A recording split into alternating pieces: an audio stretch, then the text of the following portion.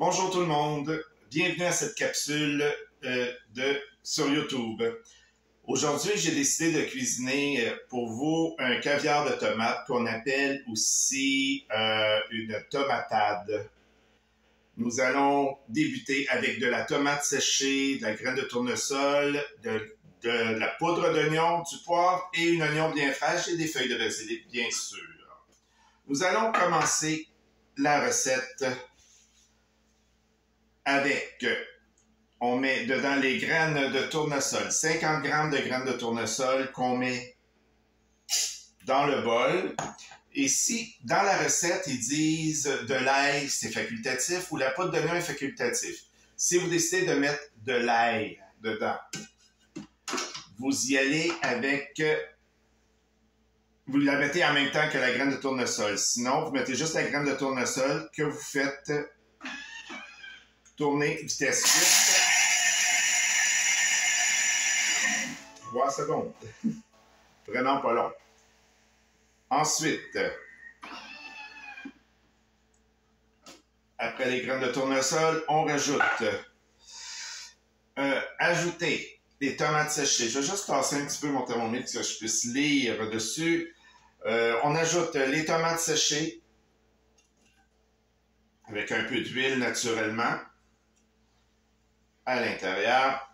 Après, on met la poudre d'oignon, une cuillerée à thé de poudre d'oignon. Moi, j'ai choisi de mettre la poudre d'oignon. Si vous choisissez l'ail, comme je vous ai dit, vous la mettez en même temps que vos graines de tournesol. Sinon, vous mettez la poudre d'oignon après avoir mis les tomates. Voilà, la poudre d'oignon est mise. Ensuite, on rajoute, je crois que c'est la tomate. Non, la basilic. La tomate. Et le poivre. Poivre du moulin. On donne quelques coups, mais c'est au goût, naturellement. La tomate, il faut qu'elle soit coupée en quartiers, puis que ça soit une tomate quand même bien mûre. On ferme le tout. On va mélanger un petit 3 secondes, vitesse 8.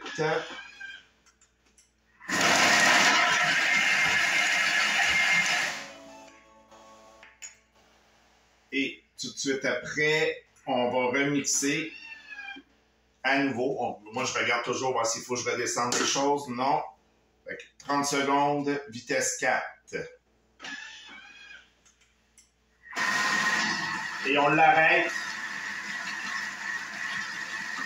On l'arrête de temps en temps pour pouvoir descendre le long du bol les tomates qui ont grimpé jusqu'au couvercle.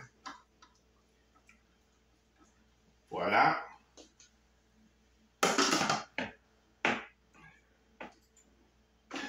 Et on le repart.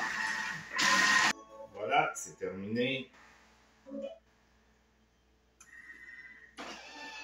Et voilà, le caviar de tomate, il est terminé. Ça se conserve 5 jours au réfrigérateur, au frais, sans aucun problème. Je vais pouvoir vous montrer le résultat dans quelques minutes, même quelques secondes plutôt.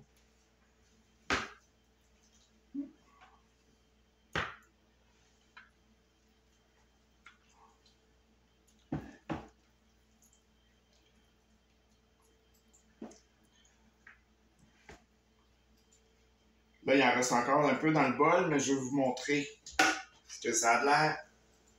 Voilà, vous avez une belle tartinade aux tomates qu'on peut appeler caviar de tomate ou tomatade. Fait que je vous souhaite une bonne appétit, une bonne dégustation et on se revoit dans une autre vidéo.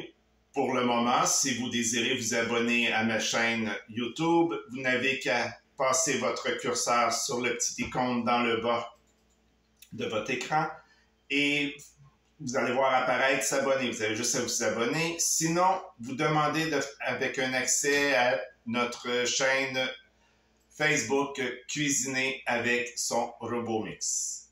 Sur ce, bonne dégustation. Au revoir.